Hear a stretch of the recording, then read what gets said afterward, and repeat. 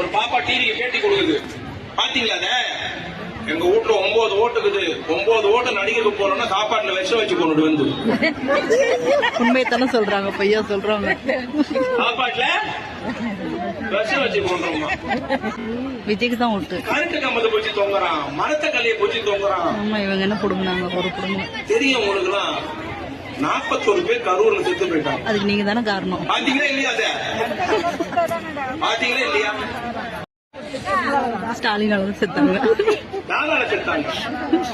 உங்களாலதான் வெளியே சொல்ல முடியலையே. 2 மணிக்கு வரேன்னு போனார் இவரு. காலை 8 மணிக்கு ஜனம் போயிடுச்சு. சினிமா இல்ல, சினிமா நடிக்கிற ஸ்டாலின் மட்டும் ஓடியாந்துருக்கு. பார்க்க போயிடுச்சு. 2 மணிக்கு வரேன்னு சொன்னா 8 மணிக்கு பார்க்க போய் ஒரு சாயங்காலம் 7 மணிக்கு தான் அந்த இடத்துக்கே போறாரு. கொடுமை என்ன தெரியுமா? அதுல ஒரு அம்மா ஒரு 5 வயசு 4 வயசு குழந்தைய இடுப்புல தூக்கிட்டு வந்திருக்கு அவரை பாக்குறதுக்காக. நல்லா கேளுங்க, சிரிக்கிறதுக்காக சொல்லல, யோசிக்கிறதுக்காக சொல்றேன். யோசிச்சாலும் விஜய்க்கு தான் ஓட்டு. அந்த அம்மாவுக்கு வாய் பேச வராது.